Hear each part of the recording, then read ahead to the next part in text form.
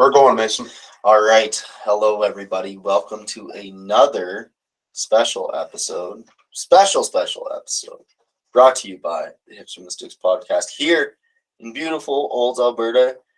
Here on the bunkhouse in the basement. Featuring our new camera. So. Yeah. If you're on the YouTube right now or if you're any of our socials, we'll be putting clips out. So you'll see, you'll actually be able to just like see kind of our faces now. It won't just be like a blur.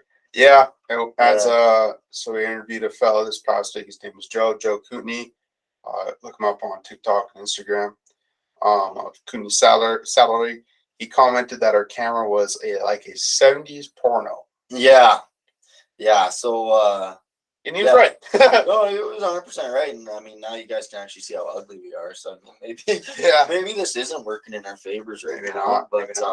But yeah, episode number 89 here. 89. We're getting up there, folks. 10 away from the 100 episode giveaway. 11. I guess it's number 11. Yeah. Math is tough. Were you a big Mad Minute guy when you were in like grade 6? No, I was terrible. Yeah.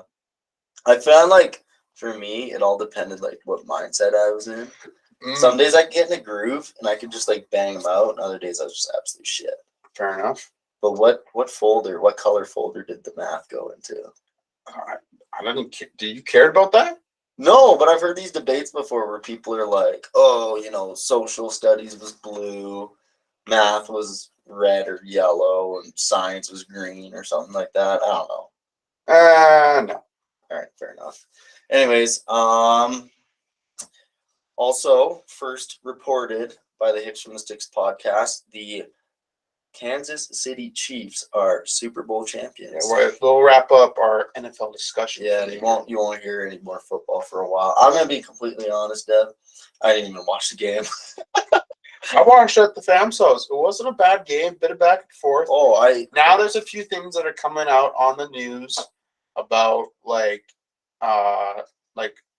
Mahomes. The conspiracy theories are taking steroids.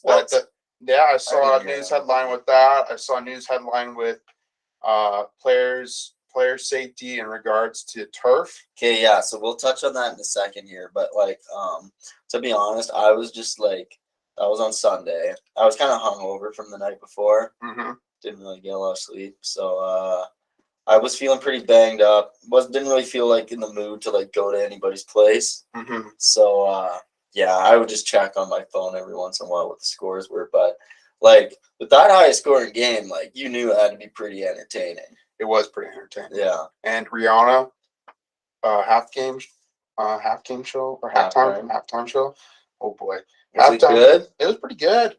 Yeah. And she is confirmed pregnant. Confirmed pregnant. Because everyone was like, she's pregnant.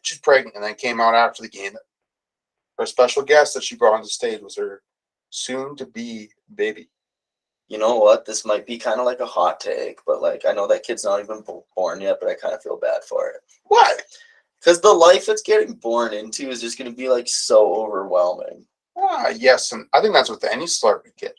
Yeah, but Rihanna's one of the biggest celebrities. When you're talking about A-list celebrities, she's around the top. She's internationally famous. Yeah, I think that's just any A-list celebrity. It's kind of you get a lot of you're born into a pretty sweet situation, but at the same time, with the good there comes the bad. Yeah, I'd say so. Yeah, but yeah, no, I didn't watch that, so we'll have to take your word on that. Pretty good game. But yeah, so now it comes down to the conspiracy theories. They're calling it Sodgate. Yes. Okay, so apparently the one podcast I was listening to earlier today, apparently the guy who always deals with the grass for the Super Bowls, he's been doing it for his entire life. The guy's 94. Yeah. This is his last year of doing it. He's retiring this year from doing it. And did you know that he also is an employee of the Kansas City Chiefs? So he does their grass for them. So it wasn't grass, it was turf. Well, how much is there really to do with turf? Well, same shit. Yeah. Well. Anyways, yeah, so he's got it was his last year. If you look at the statistics as well, because everybody was slipping. right? Yeah. Everybody was sliding all over the place. But if you look at it, there was a statistic where the Eagles players were slipping like twice as much as the Chiefs guys were. So and it was there's- mostly the defense that was slipping, right? And if you think about this, the Eagles had one of the top defenses. They got like the second most sacks, I think, out of all the teams. They couldn't sack one Well, of the them main once. point out of this is that he's a Kansas City chief employee. He probably knew what was going to happen with the halftime show, so you probably could have told the Chiefs, "Hey, this is what might happen." So put on these cleats. Well, and yeah, apparently none of the Chiefs changed their cleats at halftime, and a bunch of the Eagles guys did. I call bullshit on that. And I think he was complaining he was blaming it on the halftime show because of the amount of heat that was given Which from all the makes people sense. being down there. Yeah, it makes sense. And they were also the blend that they were trying of grass seed this year was like, You mean it was turf? There's no grass seed involved. oh, whatever, same shit. No, you mean the blend of like the rubber to turf type of thing? No, it was grass. I thought it was. They were using sod, like it was grass. Man. I thought it was turf. No, it was grass. So that's why people like they used a different blend this year because apparently the one that they would normally use, it would be brown this time of year. So they had to switch it up and bring in some different kind of seed to make it so it'd be green. And yeah, it was slicker than hell. No, it wasn't turf. And that's another thing as well. A lot of the players, they're vouching and they want to play on grass because they like grass better, right? You don't want turf burn and stuff like that.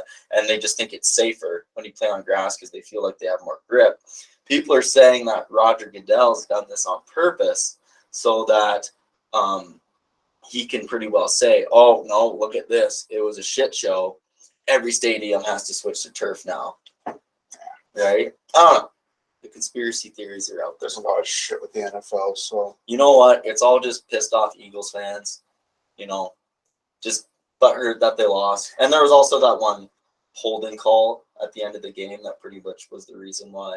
It wasn't the reason, but it was also kind of the reason why. The Eagles lost, and so people are upset about that holding call as well. But whatever, it is what it is, right? Nothing you can do about it now. The Chiefs, I guess they just played the better game. Gotcha. And Super Bowl champs. Yeah. So now Patrick Mahomes is he's making strides towards being greater than Tom Brady. That's a stretch. If you think about it, he's only like 24, 25 right now. I think Yeah. he's only been a starter for 5 years. But he's already won 2 Super Bowls. But he's gone to like the conference final game every year. Yes. But how many injuries was he dealing with in the Super Bowl? Well, he still won, so apparently it wasn't that bad. Yes.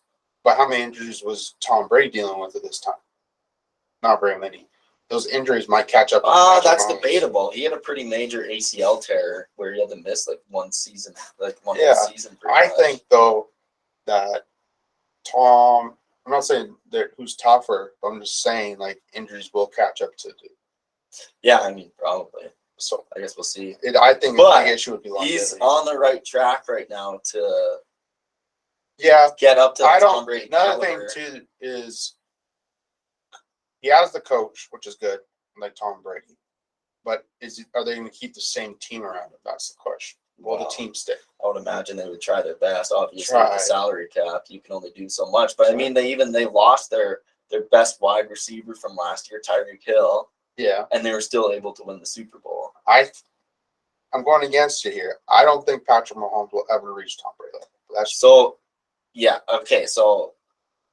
I don't know if he'll necessarily reach the 7 Super Bowl win status, but I could see him getting like 4, maybe even 5.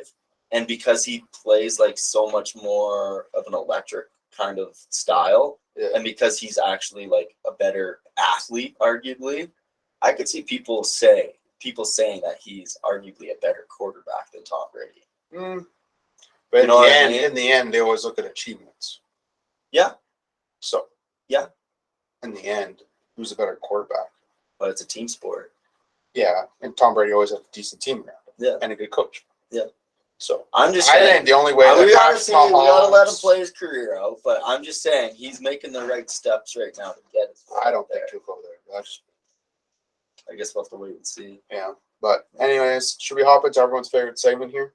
Sure. The Western word of the week. All right. So the Western word of the week this week is mustard the cattle. Mustard the cattle. Mustard the cattle. Mustard. Mustard. Like MUSTARD. Like the condiment. Oh. I don't know, just drench cattle? Mustard the cattle. No. Oh. I don't know. I have no clue. So when you're thinking, say we're throwing a ball back at each other and you throw like a little sissy. I'm like, oh, put a little more mustard on it. Now try to put that into this. I have no clue. Okay. So it means to stir them up and get them heated or excited. Oh, okay. Gotcha. That makes sense. Mustard the cattle. We're going with one this week? Well, do you want to? Oh, let's go with one. Let's go with All right. one because I'm excited about this interview. Okay. I say we hop in. Do you want to shout out who we're interviewing today? Oh, yeah. Well, of course. As always. I was getting there. Okay. All right. So this week we had Walker Hutton on. He's a farrier and a bullfighter from Hanna, Alberta. So he's a local boy-ish, somewhat local to the province. It talks about he is local to the province. He is local to the province. Not somewhat. Yeah. He's local to the province. It just talks about his bullfighting career so far, his aspirations, and then talks a bit about his farrier business and how that's been going. And he also talk a lot about his time in Texas as well. Yep, going to college there. So let's hop in. Yeah, let's jump in. All right, technically we're already rolling. So. Awesome. All right. Well, hello, folks. Welcome to another interview on the Hicks from the Sticks podcast. Today we have on Walker Hutton, right? Is that how you say your last name? Perfect. Nice, easy one. We get a lot of tricky ones on, and Devin usually butchers them. So yeah, nice to get an Brittany, I can't still say. I'm sorry, Brittany. I still can't say your last name. So Just what's Hutton? Hutton, what's that? Is that like an English last name, or where does that come from? Yeah, that's probably pretty close. Yeah. Something like that. Something like Definitely that. ain't French. Yeah. Yeah. French. Or Dutch. Yeah. Or else it'd be Van Hunt. Yeah, right. So awesome. All right, Walker, do you want to introduce yourself real quick? A little backstory behind you. Yeah, my name's Walker Hutton. I'm from Hanna, Alberta. I'm a professional farrier and professional bullfighter. Hopefully, eventually get enough bullfighting I don't have to shoot horses anymore. That'd be nice. Yeah, that would be it. Yeah. But yeah, that's kind of me, and that's pretty much what my life is just shooting horses and fighting bulls. That's Where at? about it. Yeah, here in Alberta. Yeah. Well, I'm assuming so.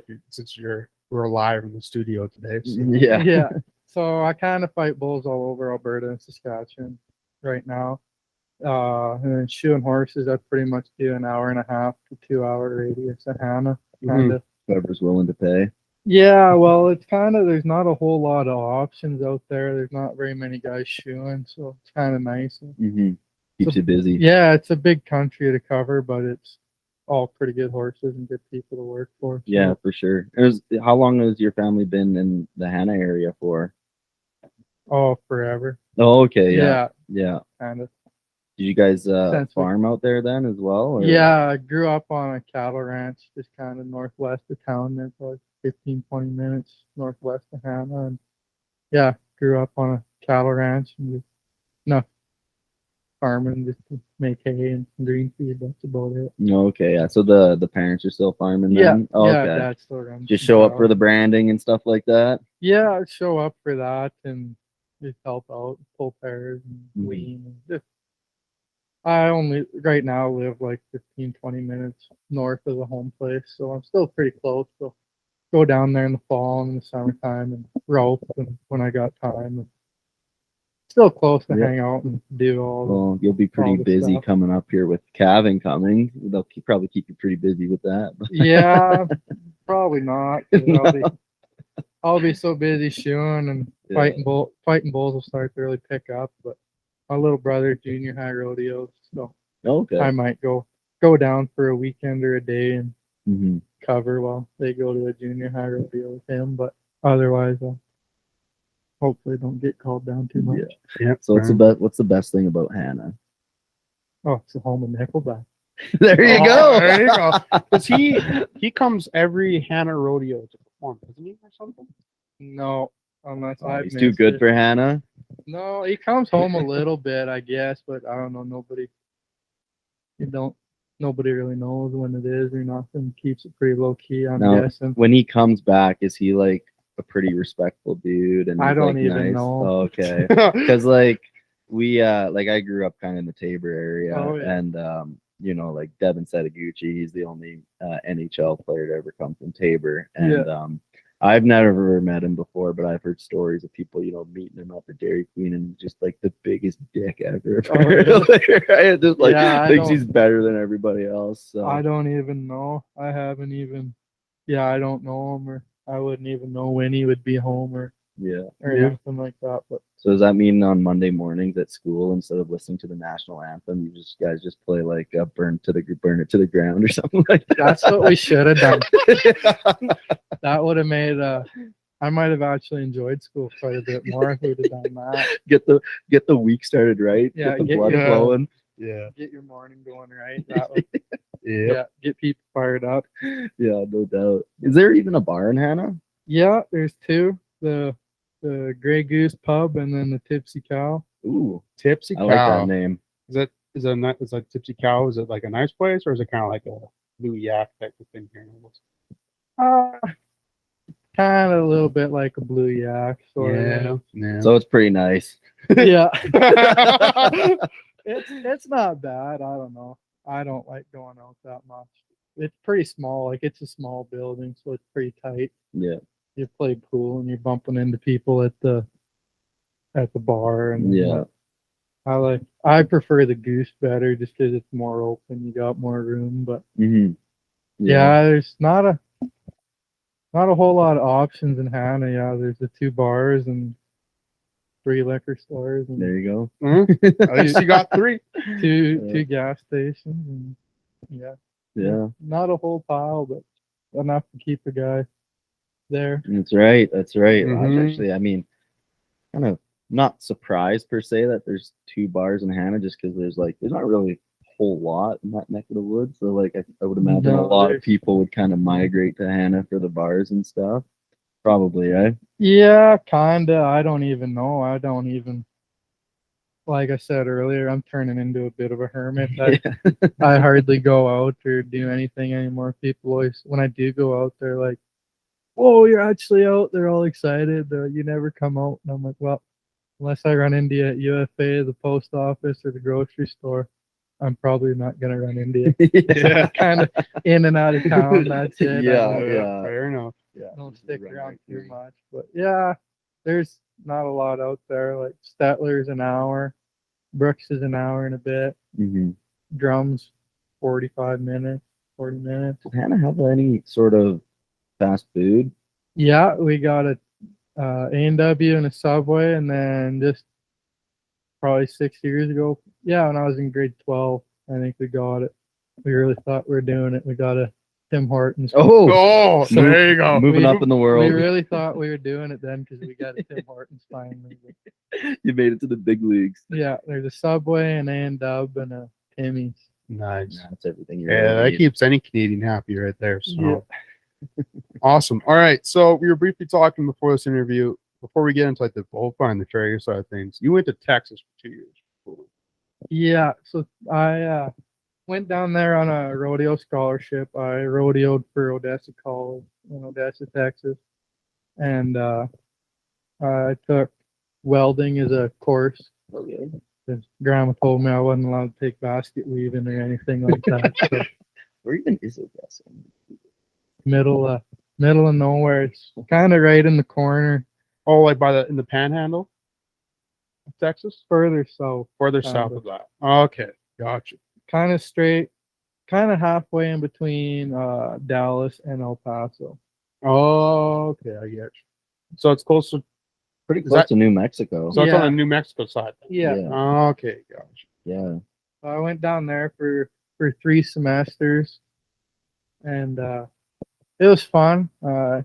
Beat the hell out of my body while I was down there, and I ended up missing pretty well my first year of rodeos. I didn't get to that many. I ended up having both of my knees operated on, and then I went back down the next fall, and then after that, I just was sick of school and just over it. I was tired of going to class. I liked practicing and rodeoing all the time, but I just was sick of school, so I got my tickets or whatever they call them, and came home. And Laying beads was starting to get a little old.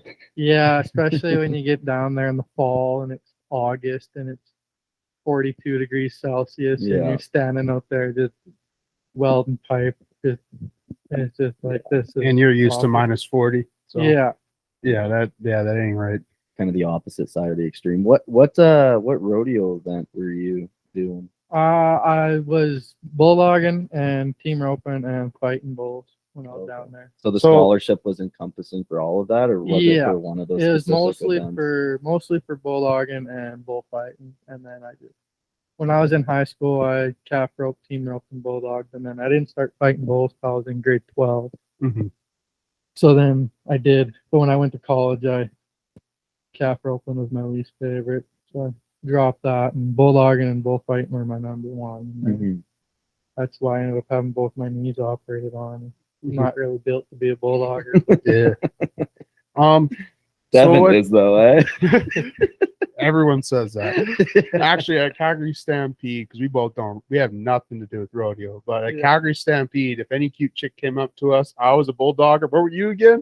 I'm not gonna say. It makes us sound like the biggest losers. I thought it was funny, but no, so bullfighting, it's a rodeo event, but it's not at the same time, if you kind of know what I mean. So how does that work in the cult? Like, is there a competition between bullfighters across the different schools? Like, how does that work? no, it was more just like it was what I did, and I was getting to be pretty good or not too bad at it. So then I just fought for the college, like at the practices. Like Okay, when gotcha. we'd have our practice, I'd fight for them, and then if we'd go to any other outside practices, like not at the school, but say somebody had a bunch of bulls they wanted back, if we'd go out there, and then I'd fight for the boys there, and I did a few jackpots and stuff, just smaller things while I was down there. But So how big is the school in Odessa compared to some of the other ones in Texas? Like some of the other, I guess, rodeo heavy schools. Like, was your team pretty big? it was not, our team wasn't huge, but it wasn't small. Like, Mhm. I'm trying to think. I couldn't even, It was about average. About or- average. about Yeah. average, 15 Okay. or 20 kids probably. And Like, how we big weren't- was the how big was the school itself? Like, do you know roughly how many students are going there? Because those Mhm. schools down in the States they're fucking huge. Like, eh? University Yeah. of Texas, Texas Tech, Texas A&M. I'm assuming those guys are just massive. Yeah, those are massive schools. Where Odessa was a junior college, so they'd probably be like an older Red Deer, Okay. kind of something like that. I'd probably compare it to. And then the only kind of school sport they had was rodeo. Then No, they had men's and women's basketball. probably a football team. No, No they, football. No they football. didn't have football, which is surprising because like Odessa Midland is kind of like Calgary Airdrie, like they're kind of becoming one city just about. Yep. Mhm. And I don't know if you've seen or remember the movie Friday Night Lights. Yep. That was in Odessa Midland, like that was Oh, really? the Permian Panthers. Yeah, like drove by the Friday Night Lights stadium Oh, that's sick. all the time. Like went to one of their games, and like their high school football games are just huge. Like Yeah. they're damn near like going to a CFL game. Yeah. That's the, sick. the marching band is half of a Yeah. section of bleachers on the other side. I've heard like, they're just electric as well. yeah, like Yeah. it was wicked cool going to that. So I mean, that did kind of surprise me going down there that they didn't have a college football team, because they, had the whole Permian Panthers and Yeah. Friday Night Light deal there, and but that was, yeah, they had women's volleyball, track, rodeo, men's and women's basketball, baseball, softball. They had pretty much everything. Yeah. It Mhm. was- So was it pretty hard then to balance the school life and the rodeo? Like, were you guys traveling every weekend sort of deal, or Was there how did other that- training involved too? Like, was it like any like like not a regular college athlete, but like you still had like your workouts and stuff like that, and your study halls and stuff, or was rodeo a little bit different compared to the other sports? Kind of, sorta. So a lot of us, like we would work out, and like it got to later on when we were there, like we'd have mandatory, like, okay, this morning the team's going swimming. Like, we're gonna go swim Oh, this okay. morning. Or, like we had some stuff like that, but when I first started down there, it was pretty relaxed. Like just do it at your own, do what you do, like Mhm. whatever. So yeah, we'd get up at like 5 in the morning. So we had an 8 a.m. I always had an 8 a.m. But the nice thing, I didn't have any classes on Friday, Oh, there you so Oh, go. that okay. was nice. So we'd have like an 8 a.m. till noon, and then twice a week I'd have a 7 o'clock to 10:30 night class. Oh, They were okay. all 4-hour classes. Night class, is that to try to beat the heat a little bit, or what was the No, reason Or that just the was behind scheduling with. just the scheduling with the rodeos, it? and Oh, because I okay. think it was because we didn't have Fridays, we had a night class. Oh, okay. But Yeah. not every. It Gotcha. depended on what you took Mhm. to get all your credits. Like some kids, they had a lot more online classes. Some, like me, just being in welding, I thought that would be less homework, and Mhm. I already kind of knew how to weld, so it wasn't going to be like I thought it was maybe an easier Yeah. route. Yeah, fair enough. And other than the night classes, it was all right. But yeah, it was long days. Like we'd get up at like 5, go work out, and then go back to the dorm and get showered and changed, grab our books, stop at the cafeteria and choke down a little breakfast, and Yeah. be in class at 8, and then yeah, stop at cafeteria at noon and have a quick bite to eat, and usually try to be back out at the ranch and practice for however long. We usually had time event practice every other day and rough stock practice twice a week. So Mhm. just depend on what we were doing. We were either roping bulldogging or we were fighting bulls, and just kind of did that. And then yeah, twice a week I'd have to quickly finish up practice and run back in and cook down some supper and run to night class. And, Sounds like the Holy- food was pretty good down there. yeah, Well, you're saying choke, so I'm assuming like you really had to scarf it down. Yeah. No? yeah, the salad bar was always a safe choice. We it was funny. I phoned my stepmom like the second week down there and said, "You'd be so proud of me that I've never ate so many vegetables and salad in my life." Well, it wasn't like Texas barbecue for dinner every night. No, like for that school being such an athletic school, like most of the people there like were student athletes between just all the sports they all like Mhm. that they had, and most everybody was recruited and like on scholarship kind of Yeah. thing. And yeah, you'd think for a school of student athletes it would have been a little better grub, but there were some days you walked in and went, nope, turned around and laughed. Like, but then there were some days like their chicken fried steak and stuff Ooh, like ooh, that. It was always pretty good. Mhm.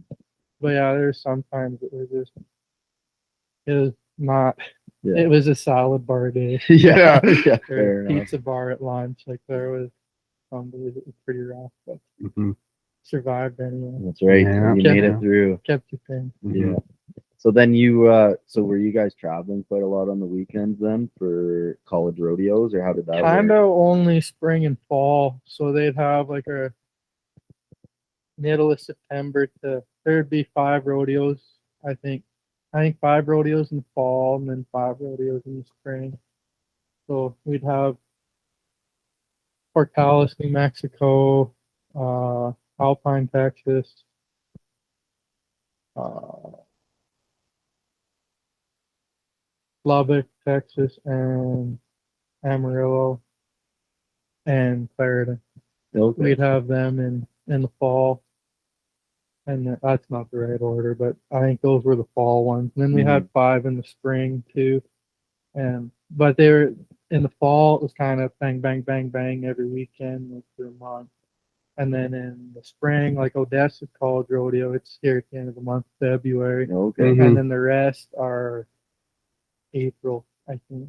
Okay. Odessa's early, and then it's like maybe one in March and then April. Yeah. Kind of. So they're not all year long, kind of spring and fall kind of deal. But a lot like times like I was so beat up all the time I couldn't go to a bunch of other rodeos. Like, Yeah. So, but there's a lot of kids that they wouldn't have a college rodeo. They'd go to a pro rodeo or Yeah. they'd go to a different jackpot or amateur rodeo or something that wasn't too far away. Like we usually tried to stay pretty busy, or if we didn't have nothing going on, we'd just practice all weekend Yeah. too. Hmm. Yeah, fair enough. So you said you went to the ranch to practice. Like, did they have a facility on campus, or was there an off-campus facility you had to go to practice? An off-campus facility, so it would be the college campus is kind of right in the middle of town, and then there's a little small town called Gardendale, which is just like it was 15 minutes from college, and that's where the ranch was. So they had a rough stock arena, a big arena, and then a small narrow calf one with rope calves and breakaway in. So we had 3 arenas, and then there's like 3 great big barns. You keep your horses in runs, and there's a shop and stuff out there. You could get on the bucking machine or rope dummies, do whatever in there too. It was probably one of the better setups there was down there. It was, Okay. Mm-hmm. How many horses did you bring down with you? I just took 2. I had my bulldogging horse and then a younger one at the time that I was roping on and hazing on with it. So How long was the drive? from my house to there, it was exactly 30 hours. 3 hours straight, or did you take 3 days? I took 2.5 days. 2.5 days? That's not bad. I do 11 hours, 11, 12-hour days. Mm-hmm. Mhm. I usually stop about 6 hours, let the horses out, and Yeah. give them a drink, and walk them around a little bit, throw them back in, and carry on. Yeah. That's a long drive. Yeah, I usually Yeah. drove from home to Casey, Wyoming, stayed at the rodeo grounds there, and then from Casey, I'd go to Dalhart, Texas, and stay at their rodeo grounds there, and then make it to Odessa Mhm. noon or midday the next Yeah. day. Hmm. That was a hike. But So were the we were just talking about like football and how it gets really crazy. When you would go to these college rodeos, was it like a huge event? Like was there like the grandstand was packed and like just it was like a big kind of Yeah. Big event, little bit of a big party too, type of thing. or- yeah, like it kind of depended on where you were at. Like when we'd go to Lubbock, like that was a huge. Like Lubbock's a pretty big city, and then you go there and yeah, they'd fill that place. Or like Odessa was always pretty good. Like it was pretty full. Like the Coliseum, like it was. That's pretty big. Yeah, there's always a good crowd. Mhm. I just remember like Lubbock. I think it was yeah. Like you rolled in there and it was rocking. Like they had that. Yeah. Oh, yeah. Yeah. It was just pumping. It was fun to be there. It was good. Yeah. And then, so you said a bunch of different rodeos. Were you kind of like in a circuit, and then could you qualify for like the like was there like a qualifier then for the Yeah. national? Like I don't know if there's a like Yeah, final rodeo. Yeah. So they have like we would be the Southwest region Oh, okay. is what they call that. So yeah, we had 10 rodeos, I think it was, and then you had to be in the top.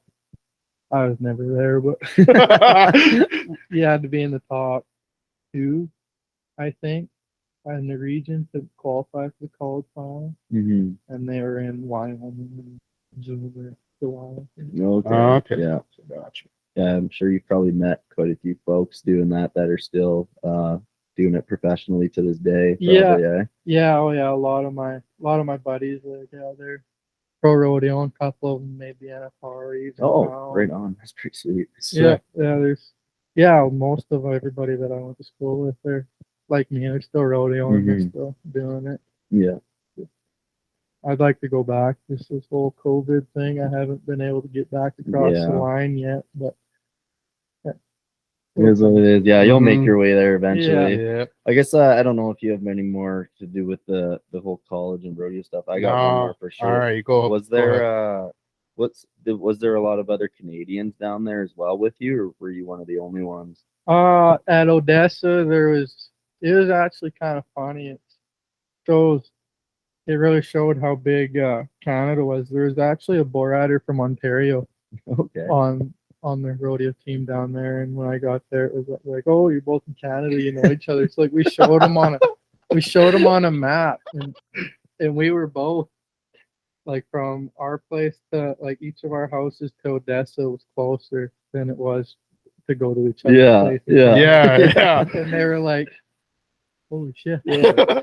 And then Your coach was like, "Yeah, I signed on this other guy, so you could have a friend." Like, I have zero clue who that guy is. And then actually got talking to some of the softball girls and getting to know some of them. And one of them was actually from Victoria. Okay. Oh, She's from okay. BC, a softball player. So yeah, it was kind of funny. It was like, Did you guys kind of like have your own little Canadian club in a sense? You know, Or- you all be in the Not corner of the really, no. cafeteria smacking down poutine or some shit like that. no, not quite like that. We just see each other at the bar and like, hey. yeah. No, we'd hang out like on the rodeo team. We were always hanging out, practicing. So yeah, he showed up with some hockey sticks, and they were baffled at what that was. You guys should have got some mini sticks going in Yeah, like the they Oh, were- dorms. yeah, that'd be sick. We were already hard enough on the dorms. We probably didn't need mini sticks, but Oh, That's fair. awesome. Well, what was like? I guess I got a couple. What was like the party atmosphere like? Because obviously you would have been underage.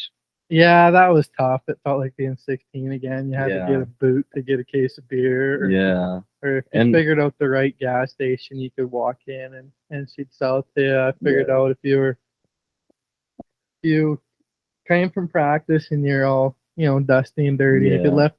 left your spurs on your boots and you kind of walked in dragging your feet and just looked pissed off and grabbed the case and put it up there. Yeah. She'd just be like, ooh, this poor sucker's been punching cows all day. He Yeah. needs this. Like, Yeah. you kind of did that. This guy needs it. Yeah, some of them would they'd sell to you, and it was just kind of trial and error figuring it out. Yeah. But Mhm. But then you probably still couldn't even really go to the bars though, eh? Like, Yeah, was it you just had to- dorm parties. you had to be 18 to get in and 21 to drink. So that was tough. None of them knew any different. But I was used to going to the bar and drinking that Yeah, beer, right. and then we Mhm. get down there and they're like, "Oh, let's go to the bar." And I'm like, "Hey, if you got some hand sanitizer, you go right to the back because if you were 18 or if you're under 21, they put a big X on your hand Oh, so that you okay. couldn't buy." And Yeah. they probably bouncers could probably see the X too if you're holding up a beer or something. Yeah, so then it was just like put hand sanitizer on it and scrub. You could get it off. Mhm. I always wore a long sleeve shirt so that it would kind of cover up. Yeah, That's right. You There's- gotta improvise. There's ways around it, but yeah, it was never too enjoyable for me. But Yeah. it was a cool, different atmosphere because like down there they could still smoke in the bar, and Oh, that's pretty sick. so it was just like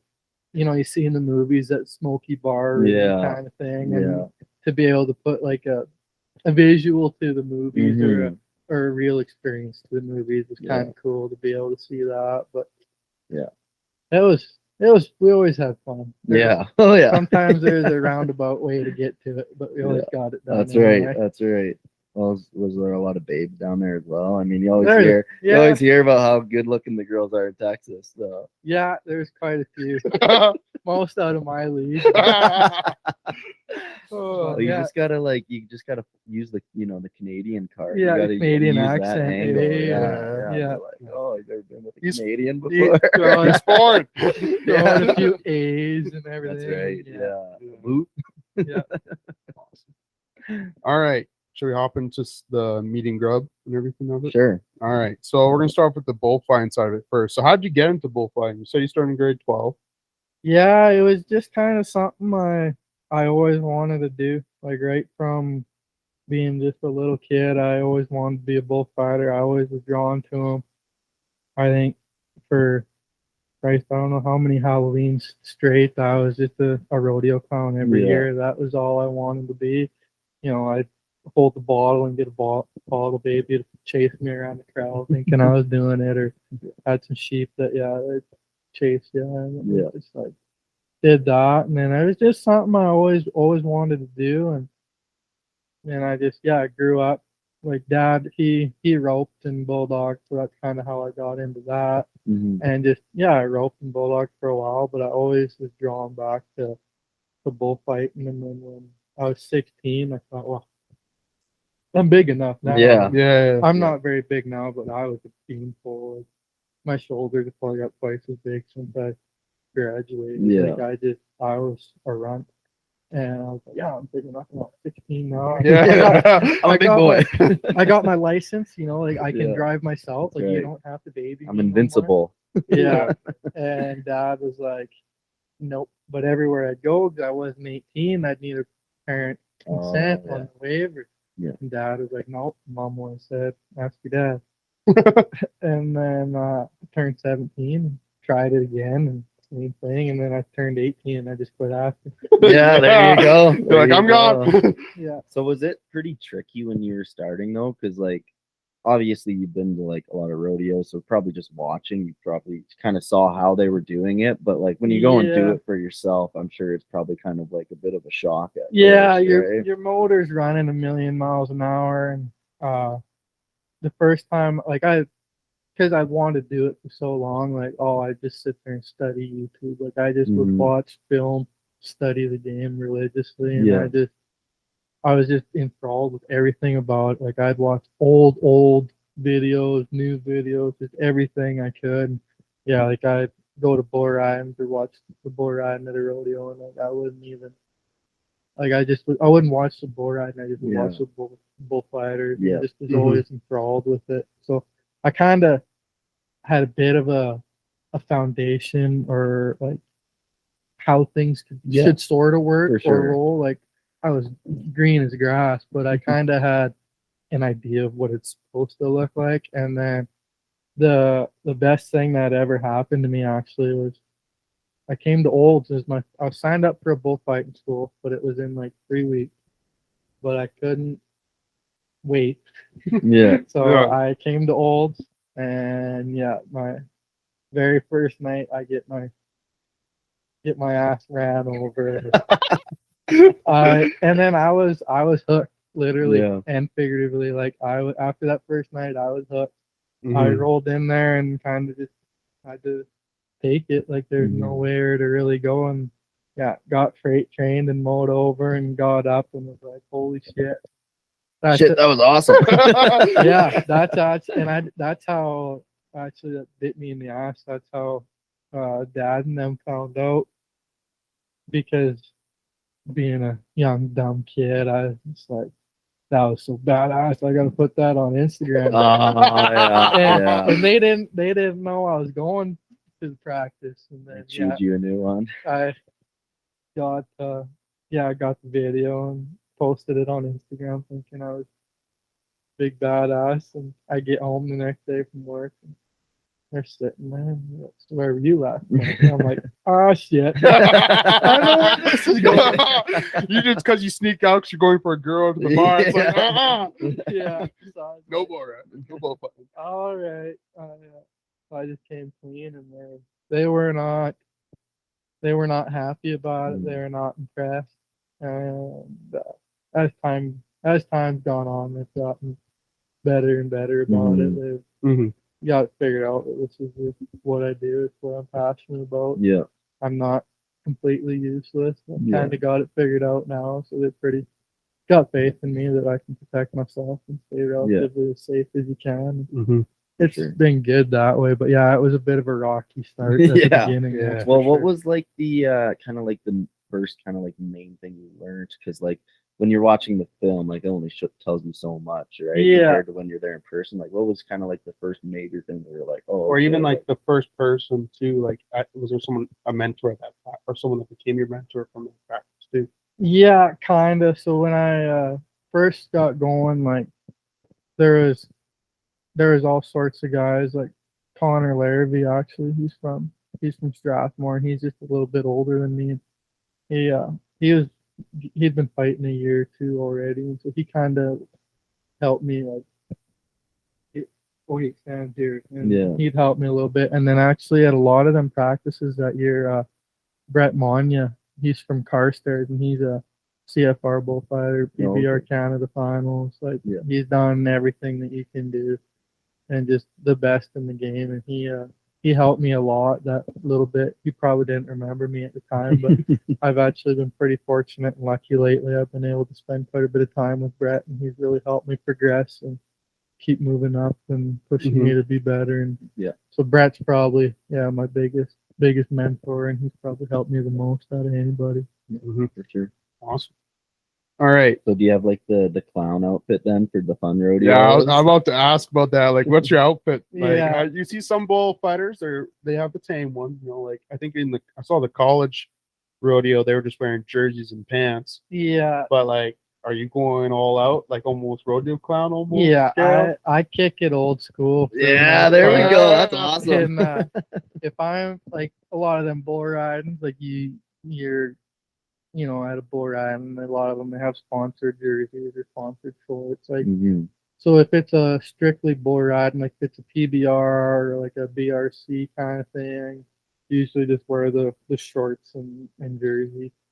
But then if it's a rodeo of any kind, amateur, whatever, like I wear the baggies and the grease paint and everything. Yeah, I Put like the big red nose on. yeah, I like to kick it old school and keep the tradition alive Yeah. because that's where we come from, and that's I don't know. I like it. I think that's what the kids love it.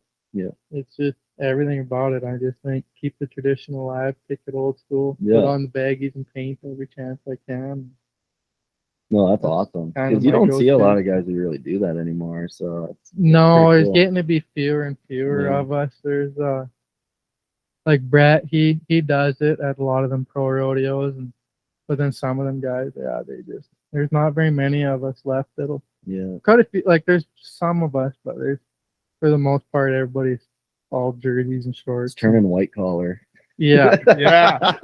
yeah, one way to It's put too it. professional. yeah, getting really professional, and I don't know. I think like you still stay professional, act professional, do a professional job, but still gotta keep true to your roots and kick it old school. And Yeah, for sure. all that. I don't know why I have this question down here, but do you wear cleats when you're going? Yeah. Yeah, I usually got a couple different pairs of cleats, just different grips. Like I got a pretty aggressive set of like football cleats. Yeah. And then, some turf shoes. Kind of just play it out. And I got an old shitty pair for when it's muddy and gross.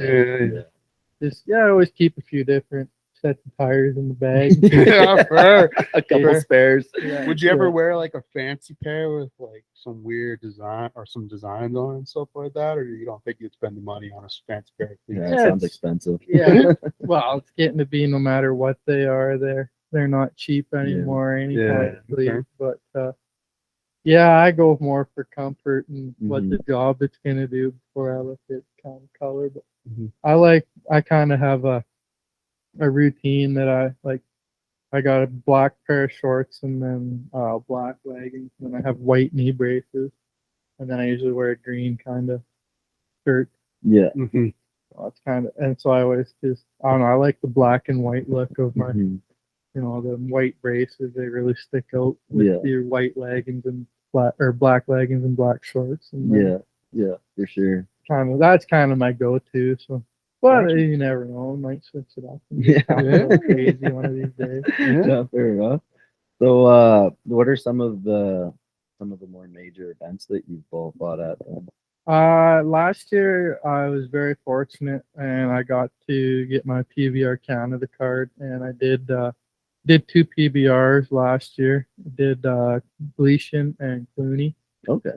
That was probably the highlight of my year, just getting to take that step and actually call myself professional and do a professional event, and just felt like it was like everything I've been working for the last 5 years. It's just like it's starting to kind of come together. Yeah, it's like I've always wanted to, right from the start. It was like people say, "Oh, what's your goal with this? Where you want to go?" Like, and I was always like, "I want to go as far as it'll take." I want to just. Is it pretty hard to get your PBR card? Like how do you go about doing that? You kind of gotta get told to get it or get asked to get it. Do you have to like go to like some sort of like clinic or something, like a weekend thing, or is it just like you No, build up it's- enough you experience build from up rodeos enough that experience and enough yeah. credibility and build up enough of a reputation for yourself Okay. that the contractors or the committee putting it on is like you're good enough. Yeah. Like we want you to Yeah. we want you to fight at our event. So Okay. Yeah. we give you the the go ahead to get the process started hmm and get it. And then do you have to like do you have to get a new card every year then, or how Yeah. does that work? Okay. Yeah. So, what are some events you're hoping this coming summer that you kind of want to be part of? A couple more PBRs. I got a couple of them on the books, and just some of them. I've done some pretty big BRCs. Like they do one in Chestermere, Bulls on the Beach, which Yep. is cool. It's Yep. right by the lake there, and Mhm. it's always a packed crowd. And I've done the last Cowboy Standing in Strathmore the last couple of years. Okay. Yeah.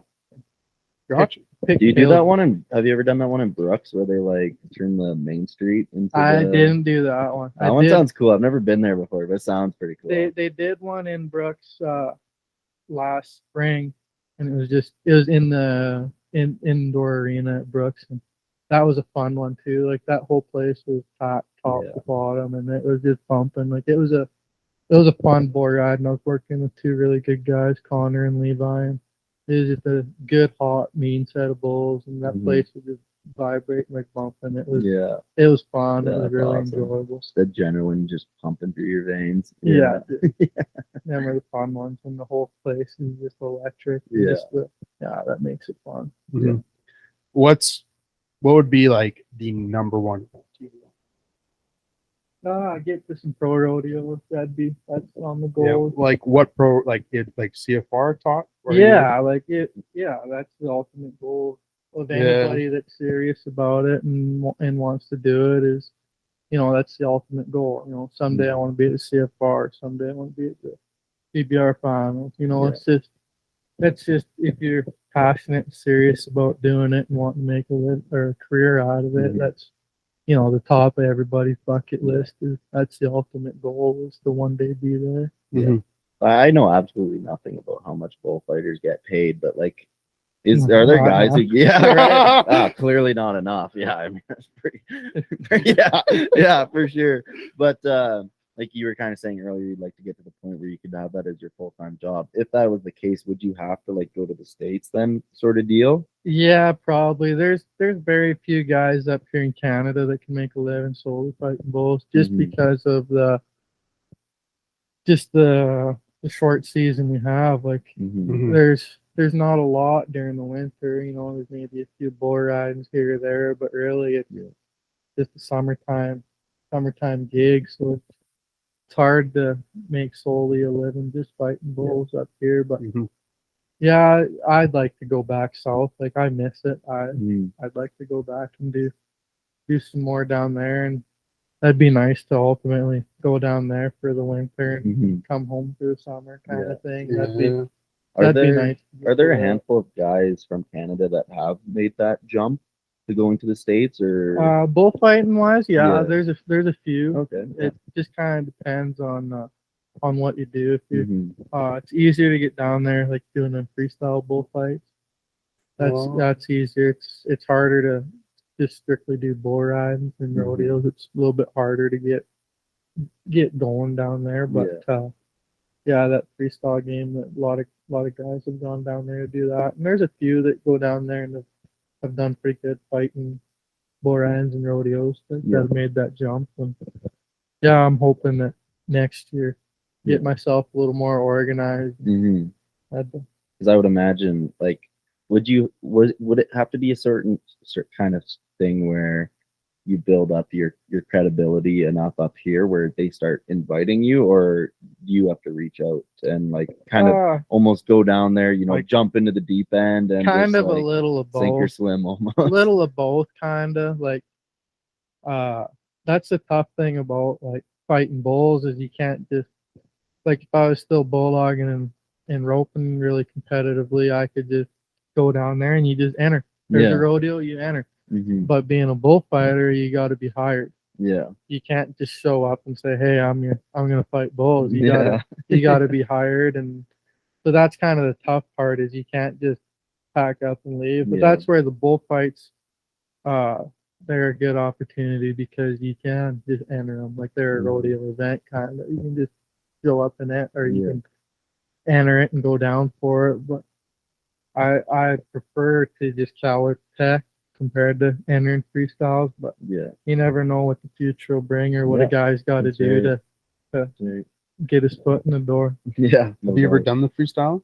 Yeah, I've done a few of them, and I can get by, but they're not my favorite. I don't How know. exactly do they work?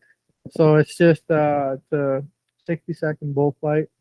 40 seconds is mandatory, and then 20 is your optional. Like you don't have to use that 20, but that's where you can use it to get a cell or a bonus kind of thing. Mm-hmm. But pretty much, yeah, you just call for a fighting bull, and you got 60 seconds to put on a bullfight, and Yeah. nobody else. It's just you and that bull. Okay. Barrel Yeah. man out there, you can use a barrel, but Do they do many of those up here in Alberta as well? yeah, they're starting to get a few more of them popping up, going around here. But I don't know. I don't mind. I don't know. Like last year, I was maybe gonna do one, but then I ended up getting booked up and busy enough doing rodeos that Yeah. thought, well, why do I want to go pay to fight a bull, risk getting hurt, and then Mhm. lose out on a paying job the next Yeah. weekend? So Mhm. Yeah. I just kind of, I've been fortunate enough the last couple of years to be busy enough that Mhm. it wasn't a requirement or a necessity. But Yeah. you never know what'll happen, and if the guy wants to go south, he might have to enter some bullfights just to get his name out more Yeah. down there. But yeah, you Mhm. just never know what'll happen. Yeah. Yeah. Oh, for sure. Um, what's your do you have like a signature move in the freestyle thing? Just stay alive. All right. I like using the barrel. I can't jump. I can hardly jump over a pop can. Usually, if I'm going up, it's because there's a bull helping me. Yeah. So Yeah. I like using the barrel. Like lay the barrel down and let the bull hit it a few times. Or put my hat on his head or something. That's Yeah. kind of.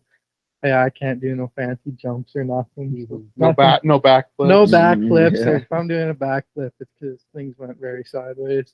Like I saw this video one time where a guy was like holding up his phone and the bull came running out. And he was like looking at the bull through like his camera on his Yeah. phone. And then at the selfie last and- second, I'm like, "Fuck, you got balls."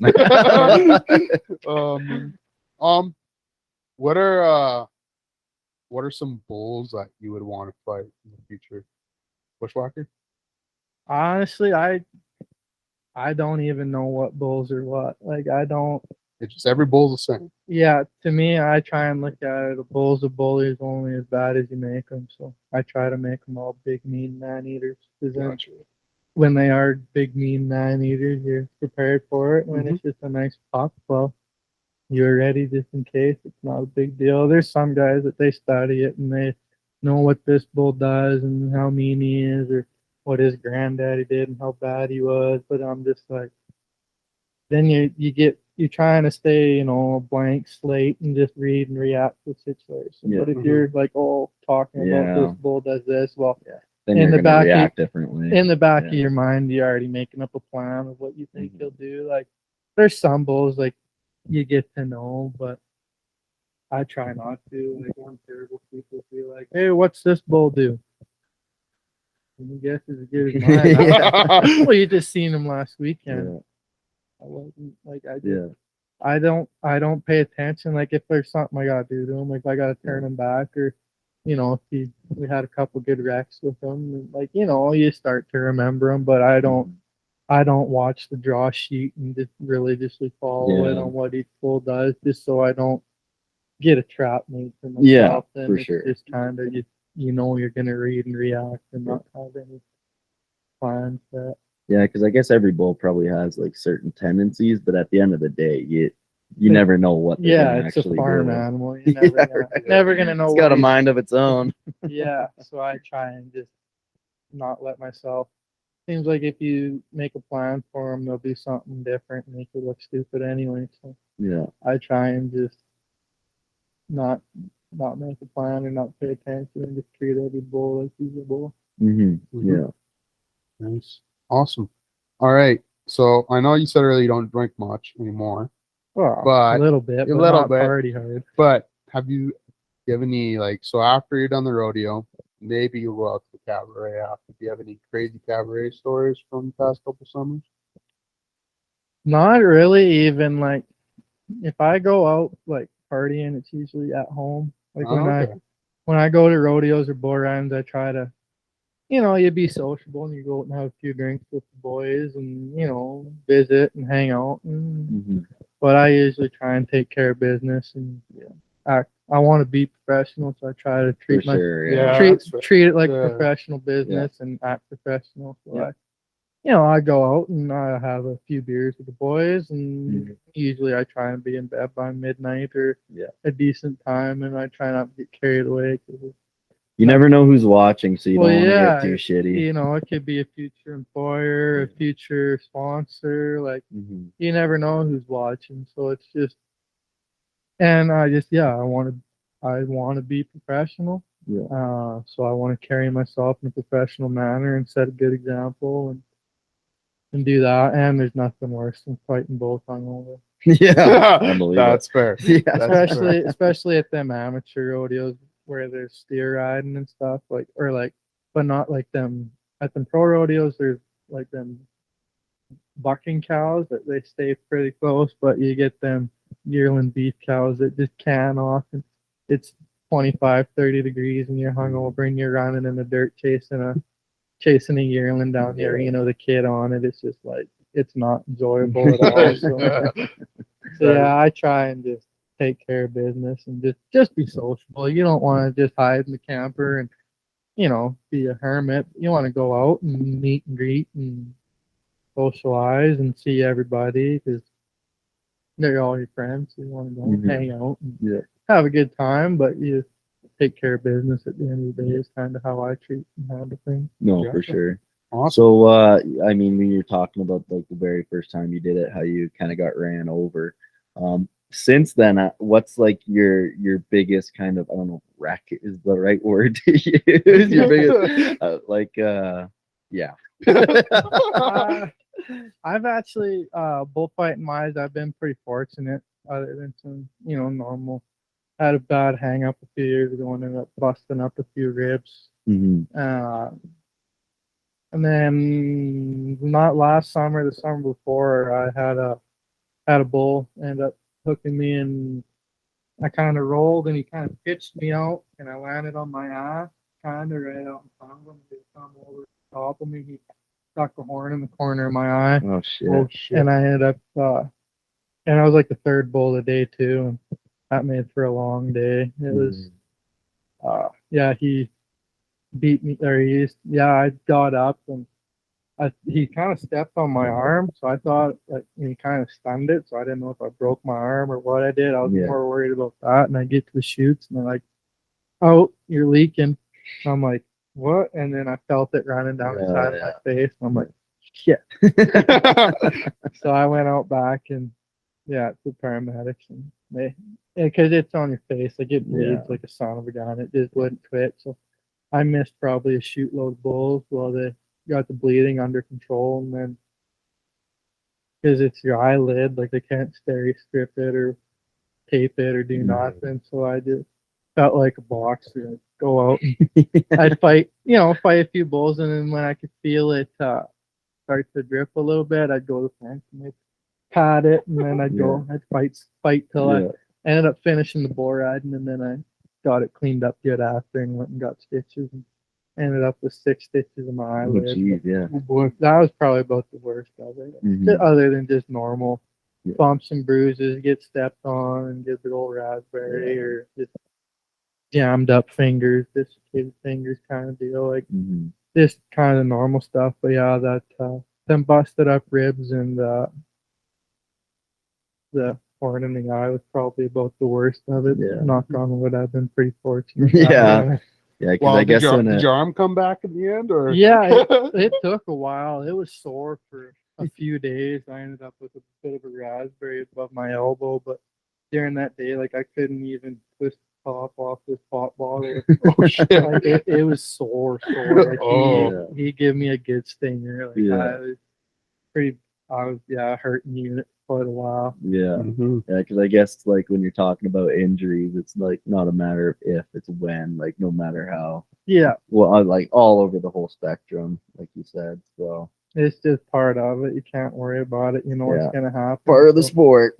yeah, just take it as it comes. And Yeah. hopefully it's not too bad when it does come. You got any more bullfighting questions? No, No, not not really, top to of be dome. honest, All no. right. Last bullfighting question here. What does this professional career look like for you in the future? Like, do you have any up and coming plans, or is it kind of just going with each season? Just kind of going with each season. Like, yeah, I have them ultimate. I like goal setting, pretty important to me. Mm-hmm. So, and I watched a lot of motivational videos and stuff on it, and like it's always the ladder effect. You want Yeah. to have it. You want to be growing, so you want to be achievable. So you want them, get to this rung on the ladder, Yeah. and then this one. So it's just kind of take it season by season. Like Yeah. last year, I had a couple PVRs and Mm. got a couple more this year, and just keep Try to grow on that. just keep rolling with it, and just take it as it comes, and just keep doing my thing step by step, and hmm trust the process. Kind of is the biggest thing. And nothing happens overnight. Nothing happens quick. You just gotta Keep take it. grinding. Keep grinding, take it as it That's comes, right. and just. But yeah, that's just kind of it. Just keep growing. Last year, I had one PBR on the book, and that was a big milestone. And then I ended up getting another one later in the year, Mm-hmm. so that was pretty special. And then yeah, this year I got them two both booked again, and just just take it as it comes. Just keep growing little by Mhm. little, and you never know what's gonna happen. That's Just right. Take Yeah. each day as it comes. Awesome. You show them like the almost motivational video. Awesome. All right. So you got your bullfighting. That's a big part of your life. And Yeah. also you're wearing your Farrier hat. So Yeah. I'm assuming that's Quick part shout two. out, Walker Hutton Farrier Services. Anybody who's Within an 2-hour radius of Hanna. Yeah. So that's probably the second part of your life at the moment is the Farrier side of things. You want to kind of get into that and how, because you went from a welder now to a Farrier. How did that? Well, actually, maybe before that, like I would imagine probably everybody knows what a farrier is, but what are kind of like the main tasks that a farrier does? Trimming horses' hooves, and shoeing horses, like putting shoes on. It's kind of about all you do is just put shoes on and trim horses, and Yeah.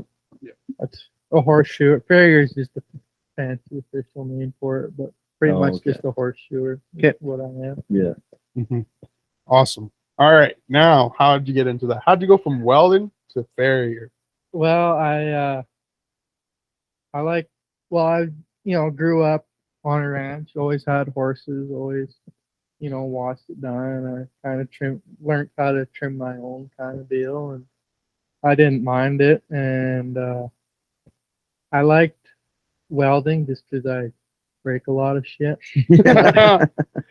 But so I always gave myself pretty good practice because not the easiest on equipment sometimes. Mhm. But I just and it was one of those things like you never know until you do it. Mhm. Mhm. And I all through high school it was, I want to be a welder, I want to be a welder. And then I went south to college, and then I took welding because I didn't think there'd be much homework, and I enjoyed doing it. So then I was just like, yeah, that could be all right. And then after doing that down there, I just was like, I don't really want to do this for a living. I did a welder helper for a little bit. But I kind of didn't mind trimming my own. I did the odd neighbor horse kind of thing. And then it was just, so I did 2 years total down south. I did 3 semesters, so a year and a half at Odessa. And then I came home at Christmas and called it good at that. I just was done with school. So then I ended up going to, Oklahoma for the horseshoeing school. Okay. In Purcell, Oklahoma.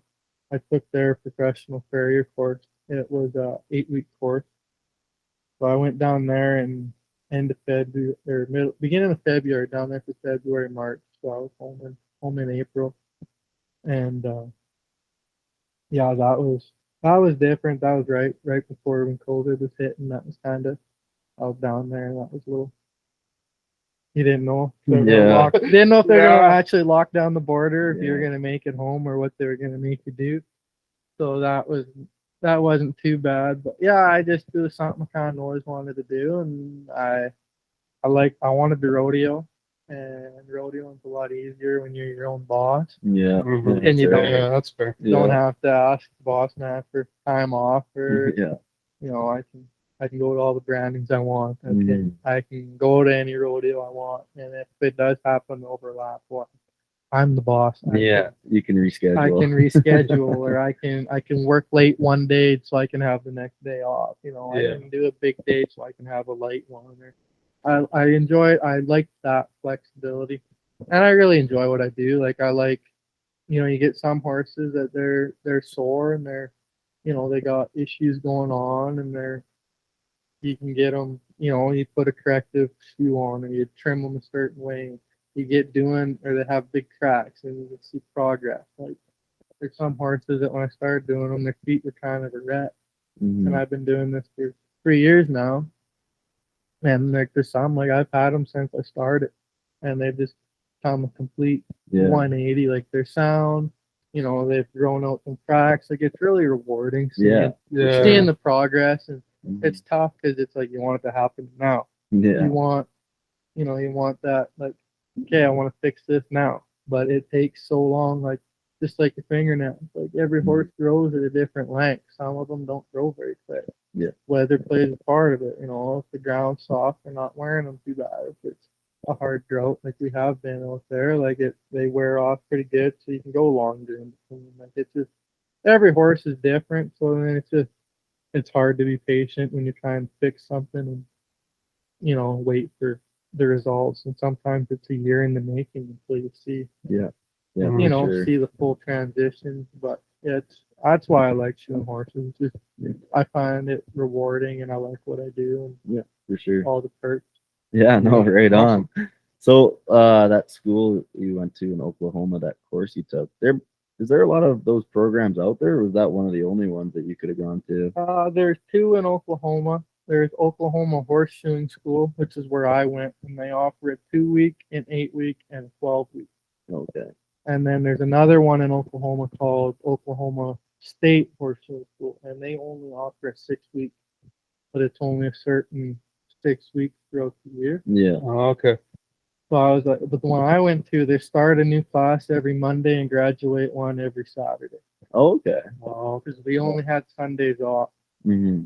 so it was an intense 8 weeks. Yeah, your very first day there, you nailed a shoe on a live foot. Like there Okay. was no screwing around. Yeah. You show up, you get a demo, and your very first day you shoe a horse. Oh wow. So it was just like, So no beer in between. It was just shooting horses. Go, go. yeah, it was go go go. There was no, it was hard. Like they jammed a lot in, and like your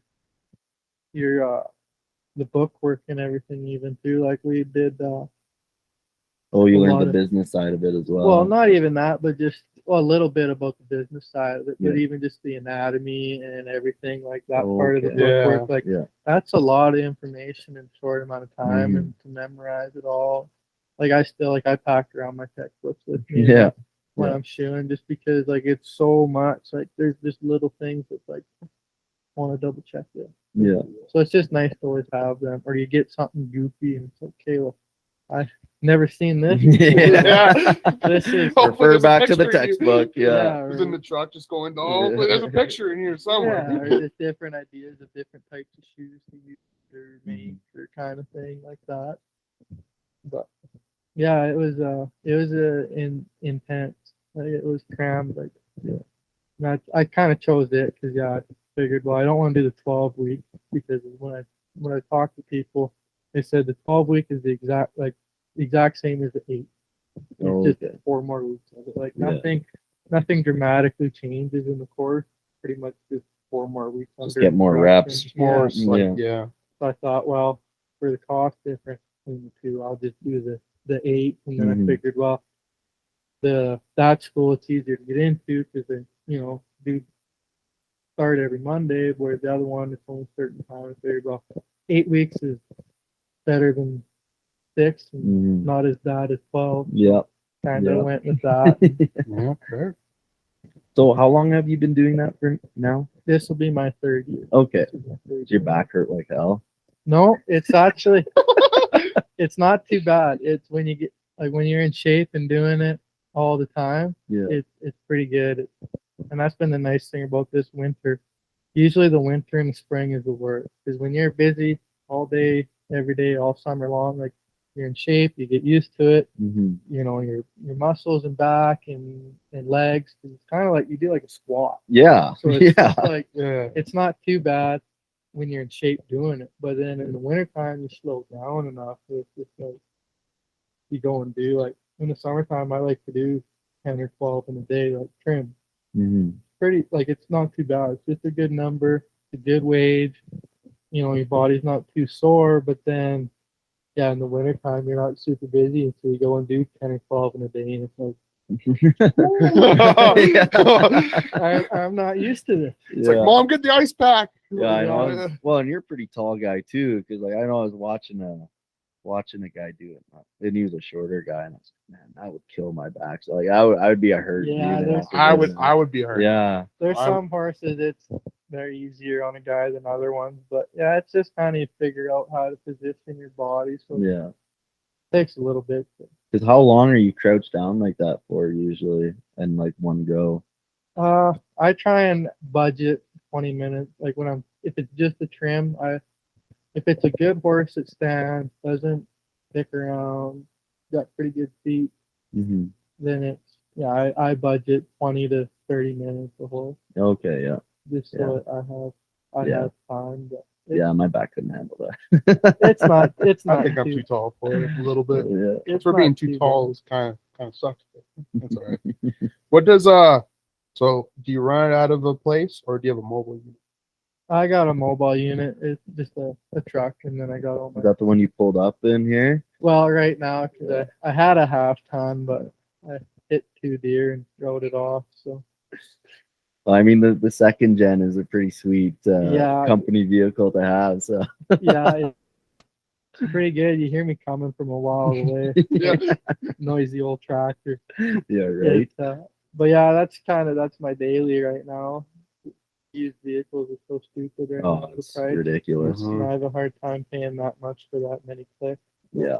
Kind of just waiting it out. But before summer, I'm gonna have to break down and buy something. 'Cause I call it the house. I got a little truck camper I put in the back of that for rodeoing in every Oh, weekend. okay. So Mhm. Yeah. once the house goes in, it don't come out until I'm Yeah. done. So it's just like I'm gonna need to find something before the house goes in because I can't drive all over the country shoeing horses every day in that with the house in the back. Yeah. Mhm. Yeah. Your fuel bill would go up like quite a bit, probably. But it's not even too bad. It's just a light little box camper, so Yeah. it's not too bad. But I'm just like I got nowhere to put all my stuff. Now. Yeah. I don't want to throw my anvil and everything all in the Yeah. back of the house. And like, I just need another half ton, and then I Yeah. can get it set up, and I know where everything's at and what I got, and it's not too bad then. But yeah, right now it's just the second gen. But yeah, it's mobile unit. I've had a few people come to my place and they're driving by. They've had a horse pull a shoot or something, so they're driving by on their way home. They'll stop in, and I'll pack it back on for them, kind of deal. Mhm. What's like the dream mobile unit? If you could go out, like say so you're gonna be buying a new vehicle. Yeah. If you had unlimited money, what would you get? What Oh. would be the setup? Are you a Dodge guy? Dodge shed. Yeah. Yeah, the TRX would be the dream one, man. There's kind of The Hellcat. there's a lot of fancy rigs out there. Like for a little bit, I had a Chrysler 300, Okay. the pimp mobile I called it, That's awesome. but it was a little small, like just for driving all the back roads. It was hard on it, and then just only having the little bit, the trunk space, it wasn't quite enough room for how I like to have everything organized and Do you need how big a box do you typically like? Well, Did you get away with the Danger Ranger? you probably could, yeah. Yeah. I keep mine pretty simple. Like I usually just have a couple toolboxes on each side. Yeah. And that's good. But no, there's some pretty fancy units out there that are like full body units, like Oh yeah. toppers and everything. Like Mhm. they're all enclosed where all your stuff dry all the time. Bed, roll out bed or whatever Yeah. they call them, and all your stuff's on it. And then, yeah, there's some pretty fancy rigs. That shit ain't cheap If though. I had an unlimited money, like you said, I could put together a pretty good unit. Yeah. Yeah, fair. Would you even go to the extreme to almost get like a 1 ton with like dualies on it, or would you always stick with the half? Oh, I'd probably just stick with the half ton. It's It's nuts. easier to get Yeah. up into, to get stuff out of, and Yeah. everything. That's the trouble with this thing. Luckily, I only have a little 75-pound anvil, so it's not bad. not so bad. But when I first started, I had a big old anvil I found in an old barn, and lifting it up into the back of that second gen. You wanted to eat your Wheaties in the morning. It was a back up as close as you can get to where you're at. Put Yeah. the anvil stand down and it pulled out of that. Yeah. Yeah. That was Boom. it. There was no packing that Yeah. anywhere, so it's not so bad now. I just got that littler anvil. It's more better setup. Nice. Easier Yeah. on everything. Yeah. In every shape, way, or form. Yeah. It's just easier. Mm-hmm. All right, so like Mason broke down like what is a farrier. Again, this is kind of more catered towards listeners maybe that don't understand what a farrier is. Yeah. What type of tools are you packing along with you in this rig? So I got like all my just some hammer. Like I got an anvil and your anvil stand, and then just you got a set of nippers, which is just a big set of toenail clippers, and then a rasp, which is just a pretty big fingernail file, pretty much, Mm-hmm.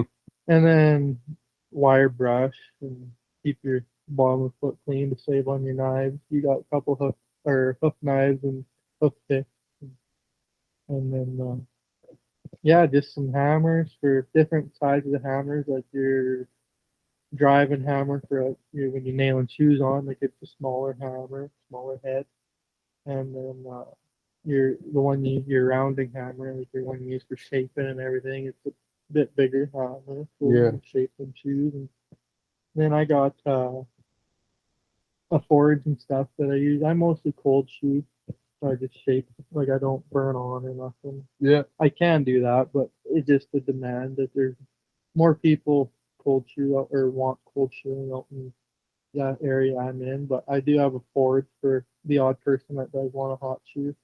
Or What is like the benefit to either? Like, what are the pros and cons of doing it either way? like you'll never ever get it 100% perfect cold shoe. Like you'll have your shoe level and you'll have your foot level, but it'll always, there might just be a tiny bit of gap. Like it's just you'll never ever have it 100% perfect. Mm-hmm. Whereas when you hot shoe and you burn that shoe onto the foot, that makes it 100%. There's no zero gap Mm-hmm. at all. Like it's just if you burn that shoe into that foot, that's where it's gonna stick. Yeah. And some people say it helps it stick better. I don't know. You're just like, sure, whatever you want. But yeah, Yeah. like I've hot shoed and I've had them. Some horses they're bad for pulling shoes. Like they'll just blow a shoe like that, and then I've had some where and cold shoe them and they'll stay on for 10 weeks. Yeah.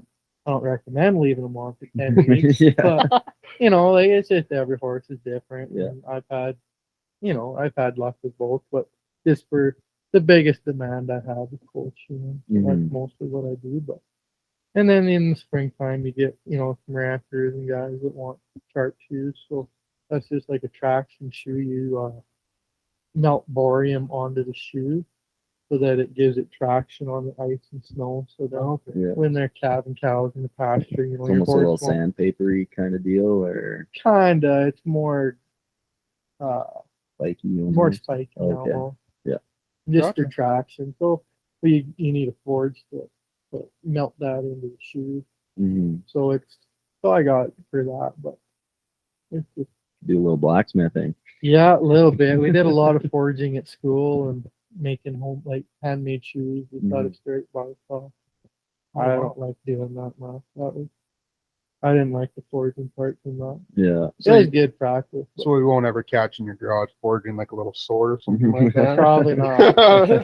I made a lot of hoof picks at school just because I'd get tired of making shoes. I'd make a bunch of hoof picks, but yeah, it was I wanted more horse time, less forging time. Yeah. Yeah, No, fair fair enough. Yeah. Fair enough. All right. Owning your own business, you have your clients, right? Yep. And some of them are more interesting than others, I'm assuming. Yep. Do you have any like crazy requests or stories? Or not really? Or is your clientele pretty good? I'm very fortunate. The clientele I have is I'm actually very fortunate.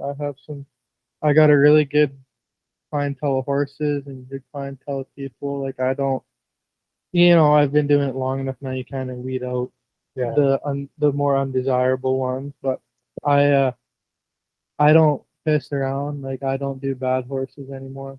I tell people there's too many good ones to get hurt doing a bad one. Yeah. And so if it kicks or I get kicked or if it's a real ignorant thing, then Yeah. see ya. I don't need that. Yeah. Mhm. And I tell them it's not my job to train your horse. And if it is, it starts by the hour. Yeah. Yeah. Yeah. Fair enough. So in that aspect, like I'm very fortunate that way. I got a good bunch of clientele and just super good people. Like there's some that feed me lunch every time I'm there. Oh, Yeah, that's there you sick. go. You Yeah. know, That's sick. they got a cup of beer for you when you're done Yeah. after a long day when they're your last stop. And Mm-hmm. it's just I've got some really good people.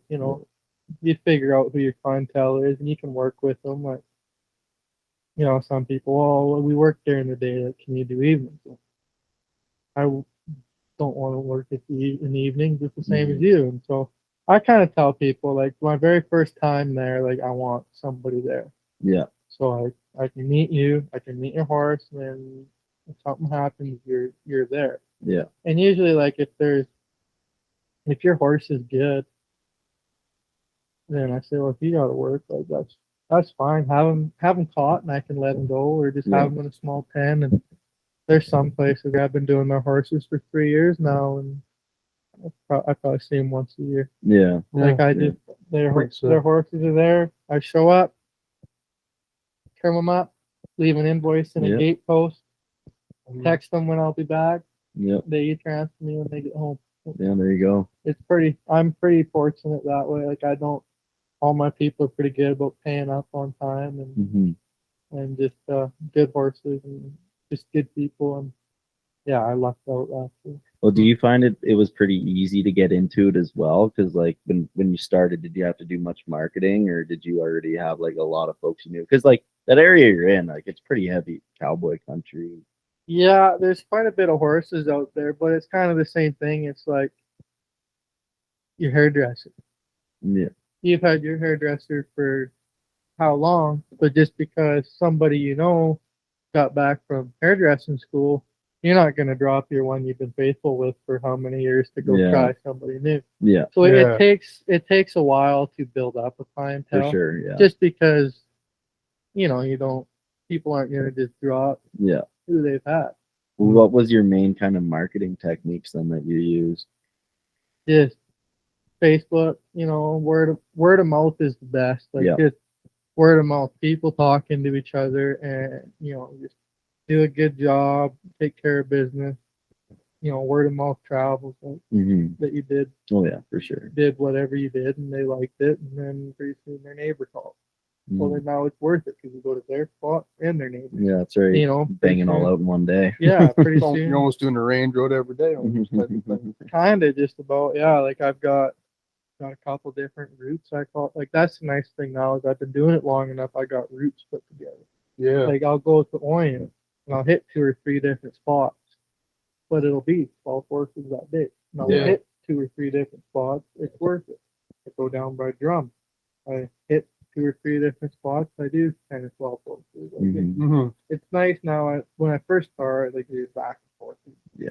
you're crisscrossing, making a lot of miles. But now I'm pretty lucky. I've been doing it long enough. I've got people kind of bunched together. Like, Yeah.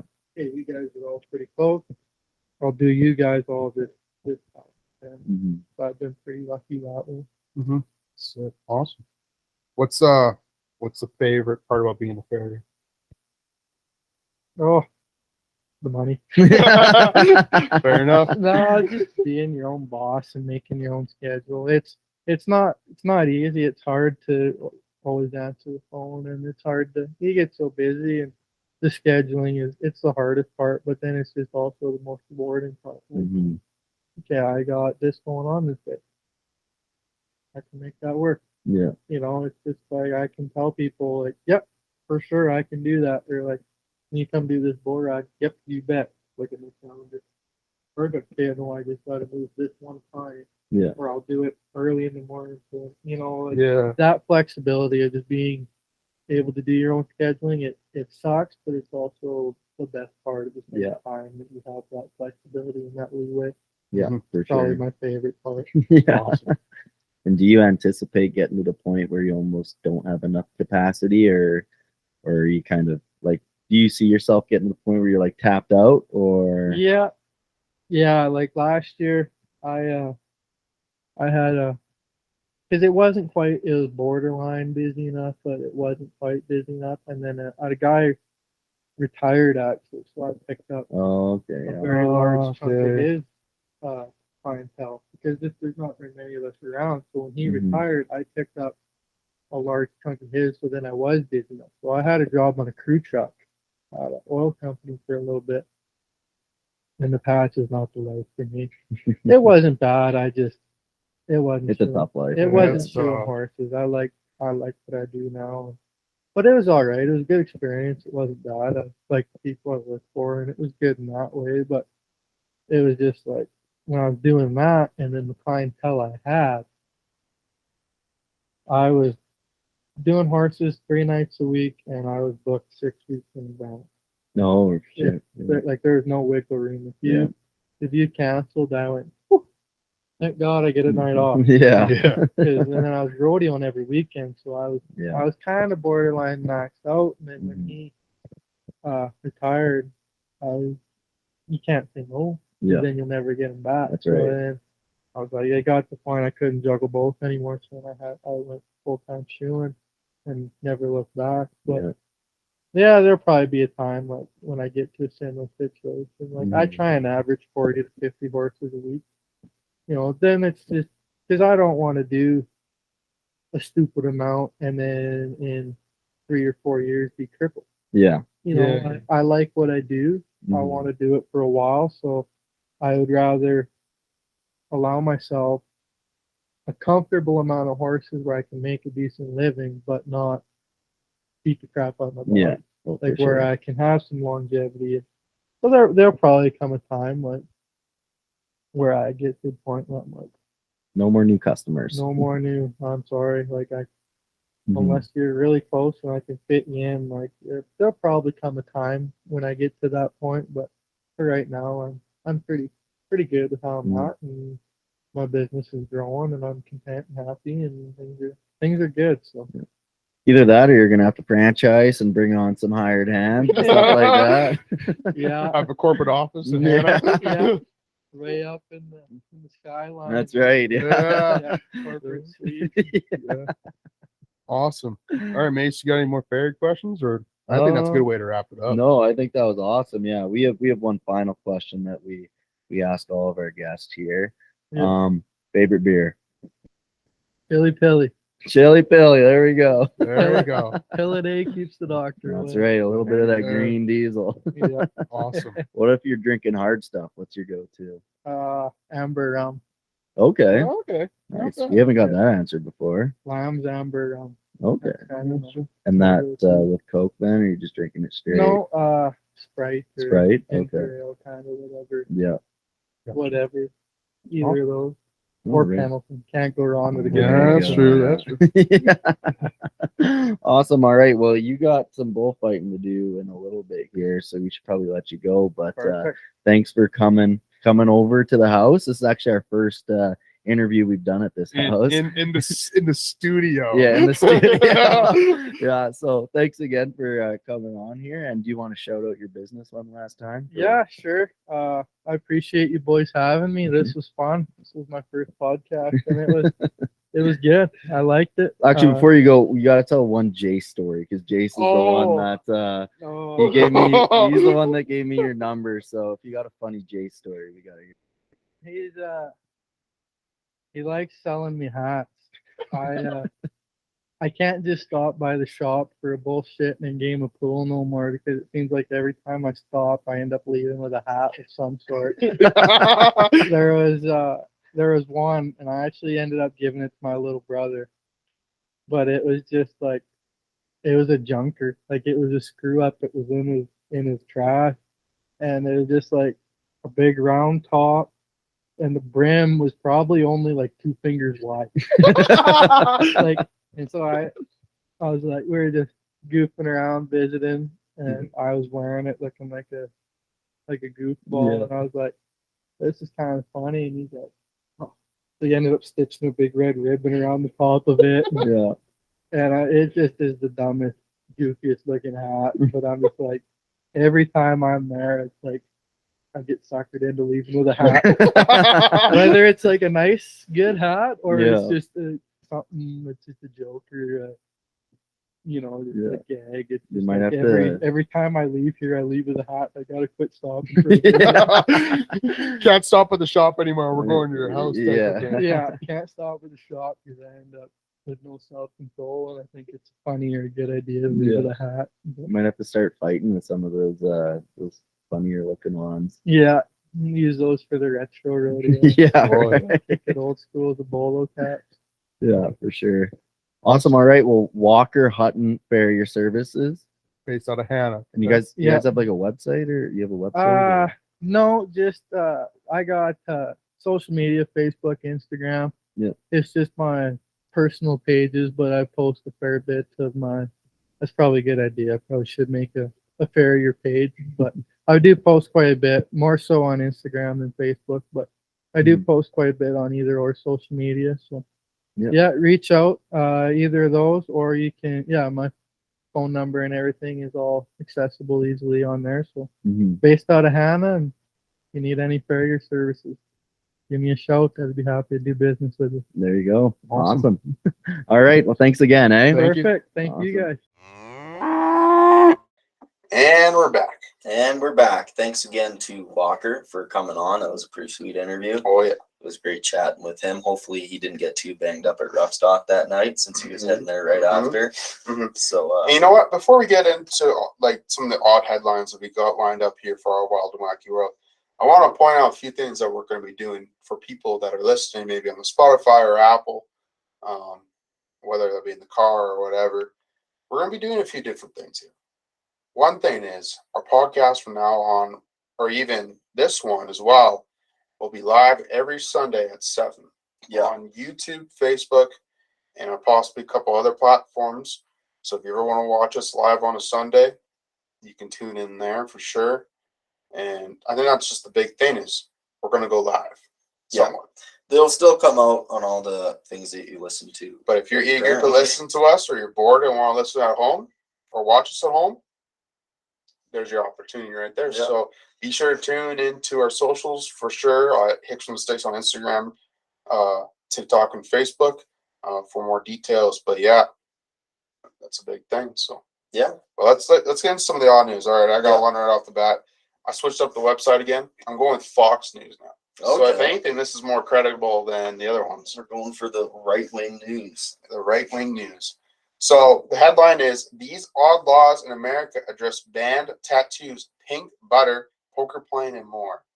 There are 25 weird laws in the U.S., both present and past, from Montana to Wyoming.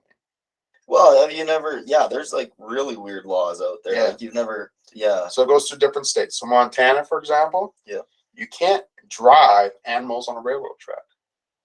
Okay. You can't do a cow drive on a railroad track. Okay. Yeah.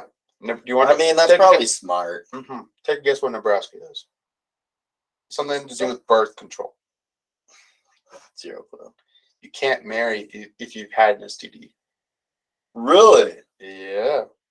Is that like all STDs? Even the minor ones? So Like if you got the clap, can you not get married? well, so here's what it says. Legislative Bill 882 attempted to revise the code to remove marriage disqualification instead of trying to make undisclosed STDs at the time of marriage. So I think you have to like disclose like what STDs you've had in the past. In order to get married? Yeah. Okay. New Jersey. I mean, if you're marrying somebody, you'd probably kind of want to know that stuff. So, All right, New Mexico. okay. We're just skip over New Jersey because New Mexico's a little weird here because it doesn't make sense. You can't dance while wearing a sombrero. Which Does it say what year that law like was created? Here I'll read about the law. So it's reported illegal to dance in a sombrero in New Mexico. There's nothing illegal about wearing a sombrero in New Mexico, but start dancing and you're breaking the law.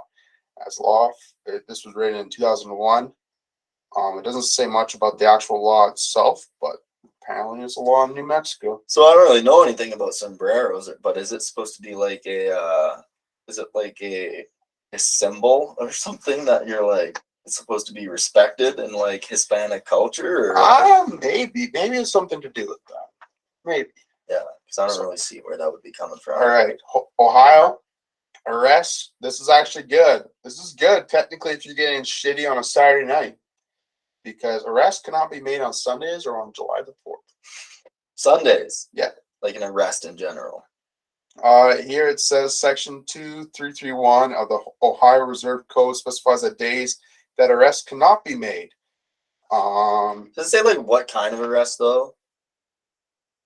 No, like, I'm assuming just all arrests. So if you're so you go to the bar, okay, on Saturday night. Yeah. You stay there until it closes. Now it's 3 a.m, which is technically Sunday. Mm-hmm. You can drive home drunk and not get a. We do not condone drunk. No. I'm not saying. I'm just saying hypothetically. Is that what they're saying?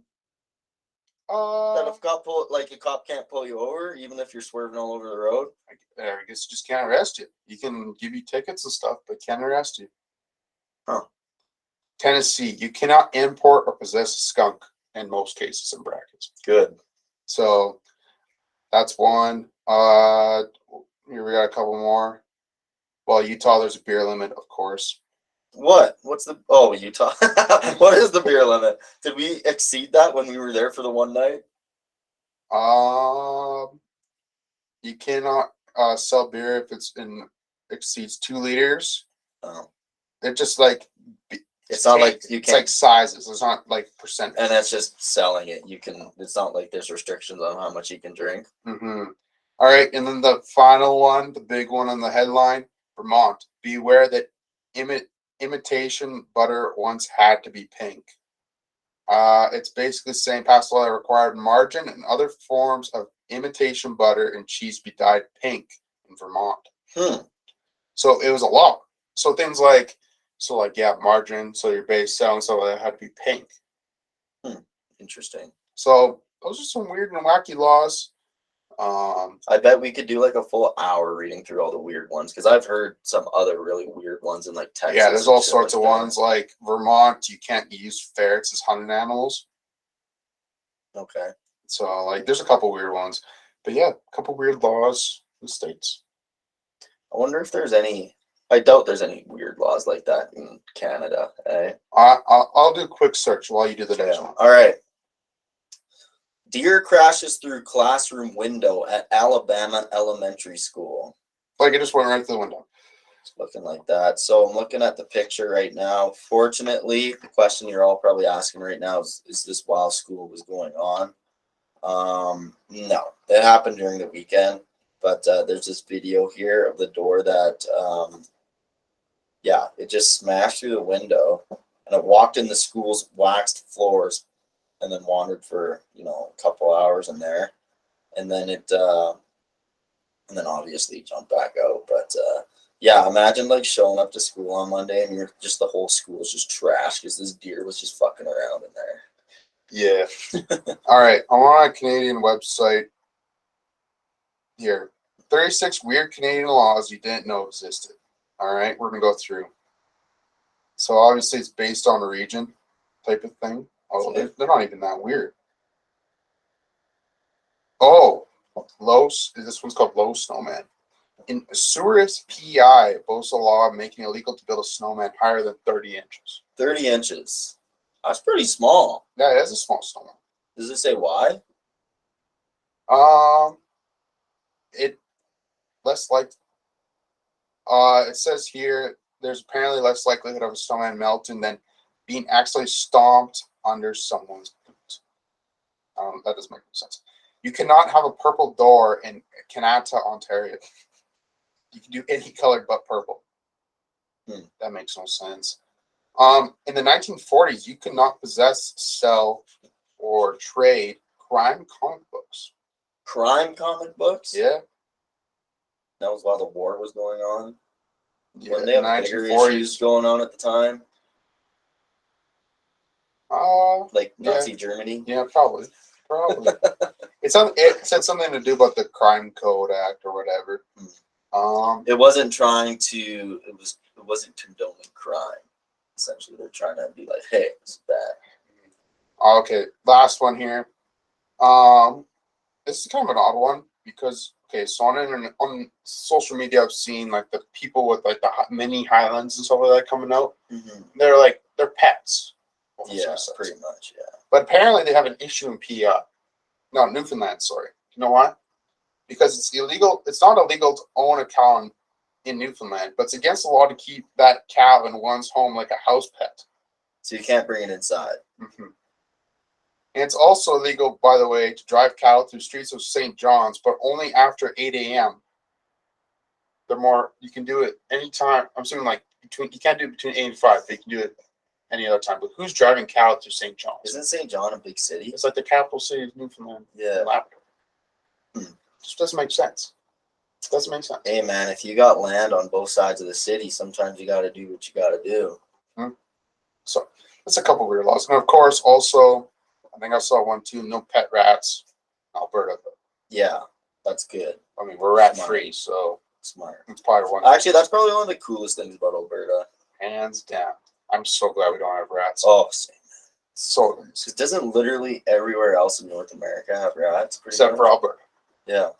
And I think too, and like the territories. I don't think they can survive up there. But I think like when I was working on BC at the uncle's place, there's rats all over the place, type of thing. Just being on a farm, but I think in Alberta, if you see a rat, you call a special number and a tactical SWAT. Yeah. So actually, I heard this story one time that apparently there was this was probably 10, 15 years ago at this point. I can't remember what time frame it was at, but there was some rats that were spotted at the Medicine Hat dump. Okay. And they dealt with it like that. It's like a tactical SWAT. They're we are not fucking around right now. We are getting them the hell out of here, right? Oh. So yeah, it's good. It's like a SWAT team, but for rats. Yeah. Anyways, the rat team. Yeah, rat team 6. The rat SWAT team. Yeah, Rat Kings. I guess the rat team. The SWAT team. The rat massacres. Yeah. The rat mans. All right, you got another one? Okay. Nigerian teen skip ropes 265 times in 1 minute on one leg. So when I originally read this, I kind of was that's probably not that tough. But 265 times in 1 minute, you would have to, for every second, you would have to be jumping 4 times? The reflexes is insane. Yeah. This is... Wait, how many people were doing it? Or just one person? One kid was. Oh, wow. Yeah. That's actually he's just boom, boom, boom. That he's barely getting off the ground. Okay, so 265 divided by 60. Yeah, he was having to jump 4.5 times per second. I don't even think you're jumping at that point. You're just how do you even do that? I don't even know. Yeah. Yeah, I don't know. I don't know. Damn. All right, one more for me. Missouri farmer traps what they thought was a crazy looking cat, but ended up being an African swervel. What's a swervel? So a wild cat that's native to Africa was recently found and rescued from a live trap in Missouri after a farm emailed a wild sanctuary that specializes in big cat care. So did it come from a zoo then? Let me just read a little. Well, actually, further. no. The States kind of has like a and when you guys listen to our interview with Joe, which will be coming out in a bit, like the States is kind of weird for that reason as well, because you can just own exotic pets. Mm-hmm. Like, and I don't know if it's really depending on what state you're in, obviously, right? Because different states have their different laws, but like I think you can just own like whatever you want. Like that's why Tiger thing became a thing. Right? Yeah, exactly. Well, exactly. Right? Joe Exotic's a thing because of that. Yeah. It doesn't say Carol Baskin. Yeah. Did Carol Baskin kill her husband? I think so. But anyways, it doesn't say anything in the article about where it came from, but I bet just once it just probably got out. Yeah. And just hung out. It probably because an African swervel is pretty big. Well, it's Are like we talking like a cheetah? no, not that big, but like Like a lynx? a lynx size, like a bobcat size, and like very docile. Like it would survive in Missouri. Mm-hmm. You know, it'd feed off birds and shit like that. So, but could you imagine like if there was multiple that got out Yeah, and like it created? It was like it's like the hippos in Colombia type of thing. You know what I mean? Yeah. So Although the swervel would have natural predators, wouldn't it? I don't think so. Like, wouldn't wolves kill it? Maybe, but I don't know if there's wolves in Missouri. Isn't there like wolves everywhere, pretty much? I don't think so. Hmm. But yeah, no, that's the odd news headlines for this week in our wild and as they are part of our wild and wacky world, which is getting wilder and wackier by the day. So That's right. Watch out for them spy balloons as well. Hey, China, we're keeping an eye on you. You guys are up to some funny business right now, and we're not for it. yeah, wow, we don't have to get into the actual politics. Keep your balloons in China. Can we start sending balloons over to China? No, we don't need to start shit, and we also don't need to talk about shit. So Should we just like release a bunch of balloons into the wild and hopefully they make them their way over to China?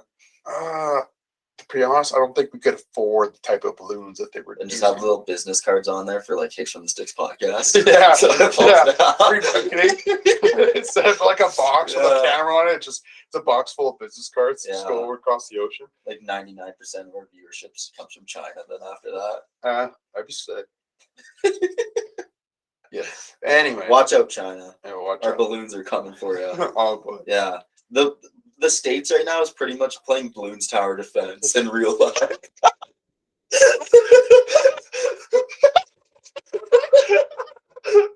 They got a little monkey standing on top of the mountain just hucking darts at these balloons. Oh boy. Yeah. Actually, speaking of which, that's like a top 10 game. it is. From our childhood. Mhm. Definitely. Talk about nostalgia right there. Oh yeah. Yeah. But yeah. All right. That was another episode of the Hicks from the Sticks podcast. Thank you for listening. And yeah, check out the YouTube and check out all of our socials. The Again- clips that we'll be releasing now from the podcast itself, it's going to be so much better quality now that we have this new camera. So be sure to check that out. And yeah, tune into all of our socials, including YouTube, Facebook, Instagram, and TikTok. I mean, we're also on Twitter, but we're not really on Twitter. So, and then yeah, be sure to check all the links in the description for all the people that support us. And yeah. All right. Thanks for listening.